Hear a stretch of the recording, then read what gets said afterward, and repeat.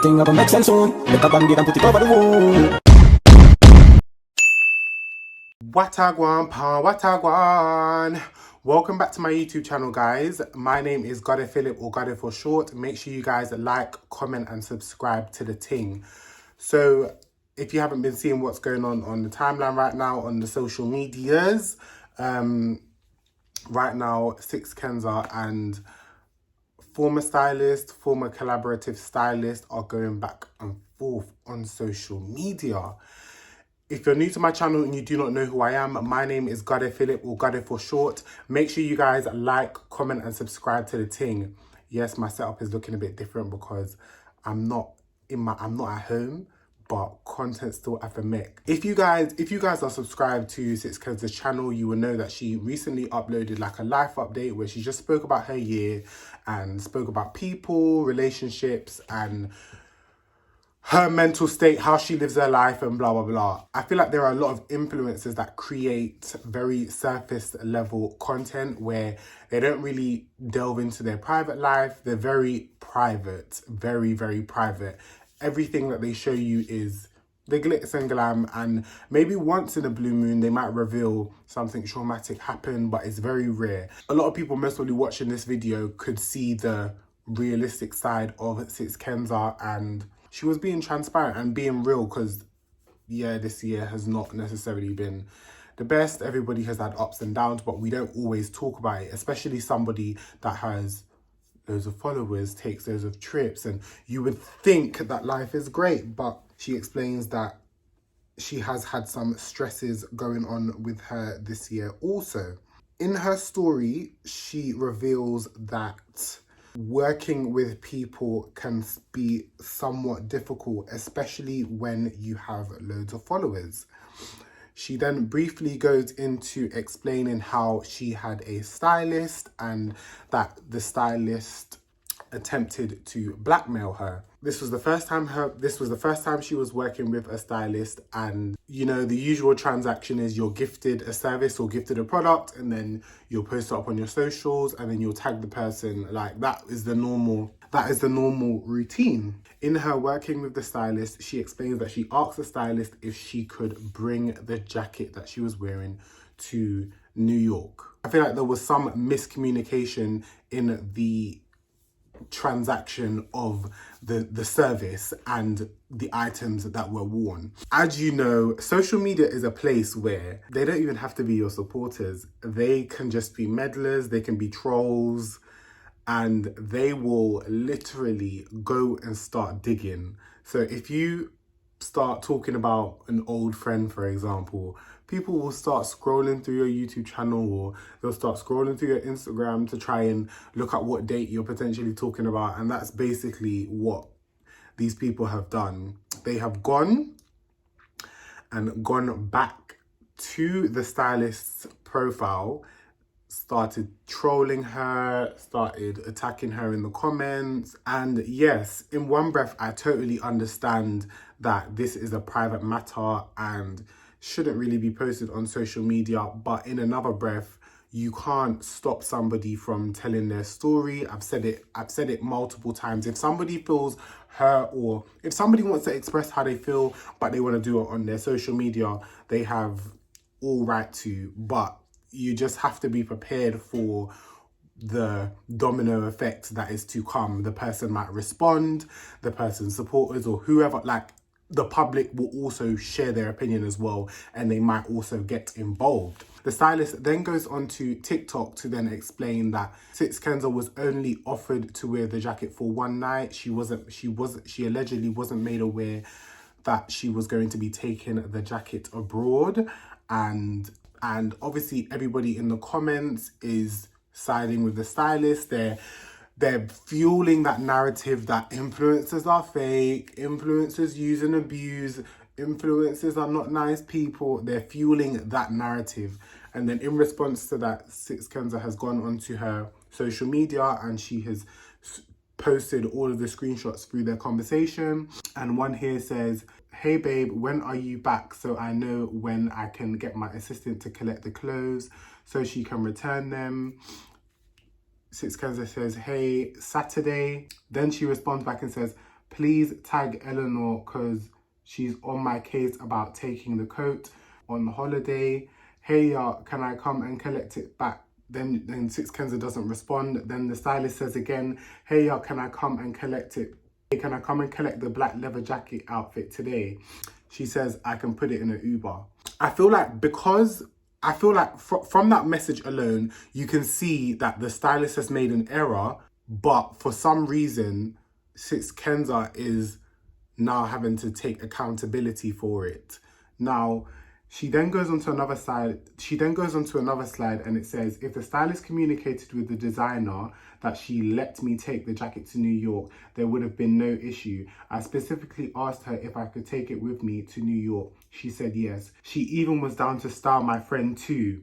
So her story is not adding up. She didn't ask to be paid, so I thought, let me tag her in stories and even tagged her in a post, which I've now removed because I didn't have to. I did it because she didn't charge me and I thought, okay, let me at least tag her because she is styling me and she deserves recognition because she is really talented. From the tag, she can gain customers for her business. It's devastating that trying to build up someone's business and working with smaller businesses ends up in me being called out. Honestly, breaks my heart. But sometimes I feel like also shocking how all the comments defending me on her TikTok are being deleted by her. I also commented to resolve the issue and offered to pay her if that's what she was requiring, and all my comments have also been deleted. There's another screenshot and it says, so how comes you have taken my jacket to the US with you? Hey girl, the stylist told me I could take it. The stylist told me I could take it with me and bring it back to her. Or did you want me to buy it off you? Hey, obviously it looks great on you and it would be great to see, but I never said it could be taken anywhere except WizKid. Oh my God, I didn't know. Natalie told me I could take it as long as I bring it back. I'm gonna be so real. I don't care how much money I have in the world. I would never have offered to pay for something that didn't require payment initially. Sometimes just because you have money, it doesn't mean that you should just pay for something to shut somebody up. If you are not at fault here and you genuinely feel like the stylist has made the error, then I feel like that's who the conversation should be held with. Clearly, if 6KENZA is saying the stylist said I can bring it abroad, the stylist said I could bring it abroad. The stylist said I could bring it abroad. From the stylist said that you can bring it abroad, and if you keep the stylist updated while you're abroad and what's going on, then I don't see how you are at fault. I want you guys to comment down below and tell me what you guys think. So I appreciate you were told that you could take the jacket with you, and I don't blame you for using it as it is a beautiful jacket, which looks great on you, by the way. However, I was never informed about anything other than WizKid. It was meant to be returned on Monday along with the other coat taken to the fitting. You mentioned about buying it off me. This would be the best outcome as you have worn it a few times. Or if that is not something that you wish for, you will have to liaise with Natalie some form of payment for a loan that long and unauthorized. Let me know because it would be great for you to just have the jacket as you obviously love it, which I would be more than happy to sell it to you. Of course you'd be more than happy to sell it to her.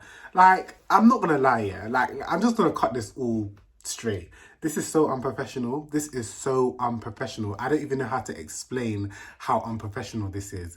Even the way this, and I'm not even trying to be biased here, but I just feel like even in the way the designer is articulating herself, I just feel like this is very biased. How do you say to somebody, yes, I think you should buy it. It looks really good on you. Like, somebody in retail wouldn't even say that to me. Like, yes, I understand you're an independent small business, but like, calm down. And I feel like when people see that other people have money, it's just like, you're like, you become eager and become greedy. It's like the way these messages look, I don't forget about the situation. If I was to just read this one message by itself, I wouldn't buy nothing from somebody, because how are you telling me, yeah, you should buy the jacket, you should buy the jacket? That's weird.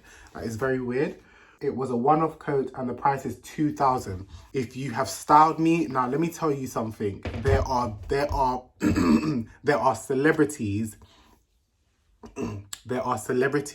and artists that regularly rent and borrow clothes, and even if you have borrowed an item for a long period of time, there's just that fee. That is a fee that should have been given first. All of this whole conversation should have been liaisoned over email, not DM. I feel like from the beginning, this whole transaction, everything should have been handled over email. The first message where it says, so can you tell me why you're wearing my jacket abroad? Like, you don't talk, one, you don't talk to people like that. Two, you are the face of your business.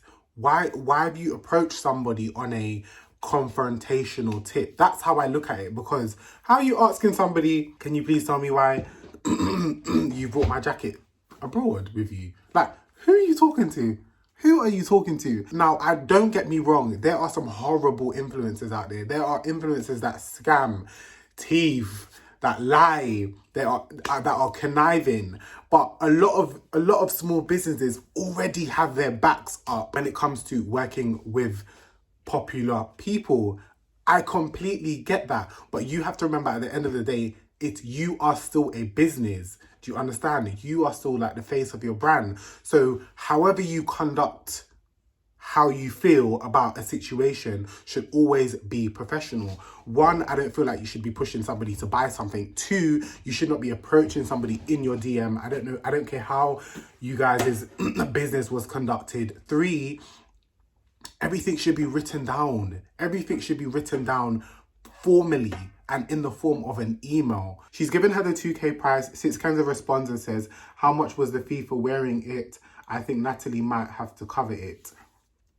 So she's looking at the price and she's thinking 2K. Clearly, because it's like 2K, what? She then goes, why don't you just buy it? You obviously love wearing it. Due to it being taken without consent, the charge is 10%, so £200, which can be sorted out between you two. I'm going to be so real with you lot. I don't know what the reason is why Kenza said, do you know what, let me buy it. I think she just didn't want the wahala, and she's got the peas, so let me just pay for it and get this woman out of my hair. I feel like she may have thought that if she paid the stylist fee, the woman would have still felt some type of way and brought some wahala to her. As she had already said, she said that the woman threatened to go to social media and talk about her. So she just thought, let me just pay for the whole thing. That whole why don't you just buy the jacket doesn't really sit right with me. I just don't feel like as a business you should be almost pressuring somebody to buy an item. 6KENZA says, I'll buy it. She goes, oh, well, okay, well, that's great news. I'll be happy with that. And thanks for the new tagging me. I really appreciate it. I feel like the whole tagging thing, when you have that level of following, you do have to be careful who you're doing favors for. I feel like with this whole transaction that went on, she most probably looked at it and decided, what? Like, I'm removing your tag because you're unprofessional. Like, I don't know, like, the way you've handled this. I don't like the way you treated me. And she has all right to, because initially there was no agreement which said, okay, yeah, you have to tag me and everything. There was no agreement in that, so she didn't have to. Then she asked the stylist if she could remove her pictures from her page. She says, I think it's extremely nasty to ask me to delete pictures with a jacket I made, so please, with your permission. She says, no, I don't give my consent. And then she says she's trademarked her name, so anything to do with her, if you play with her, she can get it removed. And it's just a whole back and forth. Like, just reading this is giving me a headache, but this is the perfect example of have your collaborations, have your business set up in a professional manner. Has anybody realized that you never hear these influencers come out and talk about these large brands and how they've conducted business? It's very rare. It's very rare. And most of the time, it would be the individual that is being held accountable. But with this small business, we are witnessing miscommunication. We are witnessing somebody eagerly pressure you to buy something, then also asks to keep the credit. Like, it's just too much. It's too much. It's too much. I feel like initially the artist designer had already had her guard up in thinking that she may not be getting the jacket back, or she may not be reaping from the exposure that she said she was going to get, and just charged at her saying, why are you wearing my jacket to New York? Like, and then used it as an opportunity to gain profit from it. You've gained exposure, you've gained profit, you've gained everything. I don't really know what to think of this situation. I just feel like it's just very unprofessional. It's unprofessional. And I always say, like, bro, large businesses don't conduct business like this. When they're doing collaborations, everything is held through email. If there's any issues, if you can't get through to someone, you double email. But just having conversations through DM, requesting money through DM, it's just very unprofessional. There's no right or wrong in this situation. I believe that there's just miscommunication, and they used a public figure as a perfect example to take the piss, and because she's got more followers, she is being held accountable. It's a lot. It's a lot. But I want you guys to comment down below and tell me what you guys think. If you guys have watched this all the way to the end, then I haven't inserted all the pictures, so you may want to click the links in the description box below so that you can read it for yourself. Not all influencers are the same. Not all influencers are broke. The fact that she's paid you and you're still mad. If you saw that people were trolling you in your comments, turn off the comments. Like, but you can't stop somebody from telling their story or sharing their story on YouTube. Now, don't get me wrong. I completely understand somebody speaking about you online, you're going to respond. But to the designer, you're not a public figure. You're not a social media personality. You are your business. You are the face of your business. So you going on to TikTok and doing a story time, like, it only looks bad on your business. So I just think that as much as you want to defend and blah, blah, blah, like, there's a professional way of handling these things. This could have easily been ignored, in my opinion. We know YouTubers, we know content creators, they're going to share their life and their story one way or another. I do the same. I do my story times. I do whatever. People come back with their rubbish. I just ignore it and we keep it pushing. I feel like somebody of this scale, it's been blown way further than it needs to be. I would literally sum this up as miscommunication and then taking advantage of a public figure, somebody that doesn't want to be dragged for anything, and also taking advantage of the fact that she does have a little coin in her pocket. Comment down below and tell me what you guys think. That was all for this video. Make sure you guys like, comment and subscribe to the ting, and I will see you guys in my next one.